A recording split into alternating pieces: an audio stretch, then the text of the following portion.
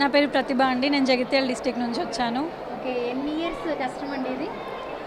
నేను ఒక 5 ఇయర్స్ నుంచి యూపీఎస్సీ ప్రిపరేషన్లో ఉన్నానండి.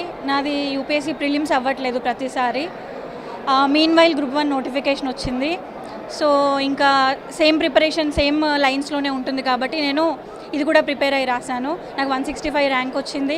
Now I'm getting DSP post అండి. యా. సో డిఎస్పీ గారు మీకు ఒక పోస్ట్ కాదు 6 పోస్టులు వచ్చినాయి అని విన్నాము. ఏమేమి వచ్చినాయండి? రైట్ అండి. నాకు గ్రూప్ 1తో పాటుగా గ్రూప్ 2 వచ్చింది, గ్రూప్ 3 వచ్చింది, గ్రూప్ 4 వచ్చింది అండ్ సిడిపిఓ అనే ఒక జాబ్ వచ్చింది. తర్వాత జూనియర్ రీసెర్చ్ ఫెలోషిప్ కూడా వచ్చిందండి సోషియాలజీలో. ఎస్. అంటే ఇంతలాగా కష్టపడి చదివారు కదా, మీ యొక్క ఇన్స్పిరేషన్ ఎవరు? నా ఇన్స్పిరేషన్ నేను ఎస్ఆర్ శంకరన్ సార్ స్ఫూర్తిలో స్టడీ సర్కిల్లో జాయిన్ అయ్యానండి. ఆ స్టడీ సర్కిల్ కూడా ఆయన స్థాపించిందే. సో ఇంకా పేదవాళ్ళకి సర్వీస్ చేయాలి అని యూపీఎస్సీ ప్రిపరేషన్లోకి వచ్చాను.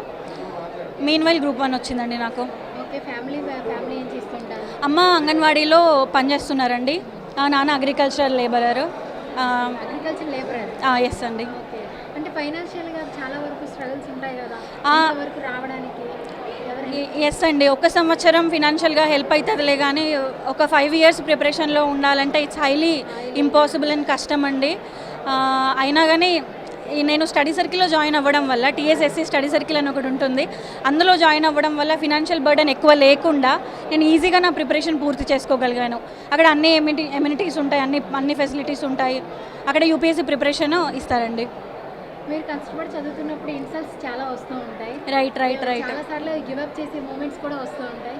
అలాంటి గివప్ చేసే మూమెంట్స్ని ఓవర్కమ్ చేయడానికి మీరు మైండ్ని ఎలాగా ట్రైన్ చేసుకున్నారు?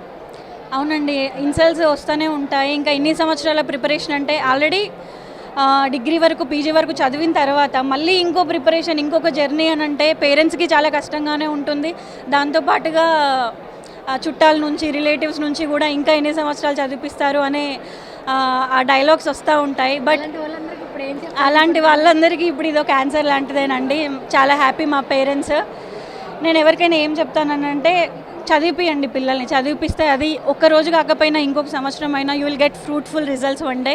దానికి ఎగ్జాంపుల్ ఇంకా చూస్తున్నారు కదా, ఇంతమంది వచ్చారు. నేను కూడా ఒక ఎగ్జాంపుల్ దానికి. యా. మీరు ఓవర్కమ్ చేయడానికి మీ మైండ్ అంటే ప్రతి సక్సెస్కి ఒక సాక్రిఫైస్ ఉంటుంది కదా. రైట్. మీ లైఫ్లో ఏం సాక్రిఫైస్ చేశారు ఈ సక్సెస్ తీసుకోవడం? సాక్రిఫైస్ అంటే ఒక 5 ఇయర్స్ ఏ ఫెస్టివల్స్కి అటెండ్ అవ్వకుండా, ఇంటికి రెగ్యులర్గా వెళ్ళకుండా, ఒక 2 ఇయర్స్కి ఒకసారి 3 ఇయర్స్కి ఒకసారి అలా వెళ్ళడము, హెల్త్ సాక్రిఫైస్ చేయడం. నాకు కరోనా టైంలో కోవిడ్ అటాక్ అయిందండి. ఆ టైంలో నేను పేరెంట్స్కి దూరంగా ఇక్కడే ఉన్నాను. సో చాలా ట్రామటైజింగ్గా ఉంటుంది. చాలా సాక్రిఫైస్ చేస్తాం, ఒకటని కాదండి, చాలా ఉంటుంది. పేరెంట్స్ కూడా మనకు దూరంగా ఉంటారు, వాళ్ళు సాక్రిఫైస్ చేస్తారు, మనము చాలా చేయాల్సి ఉంటుంది. సో అలా అండి. సో కంగ్రాచులేషన్స్ డిఎస్పీ గారు. థ్యాంక్ యూ అండి.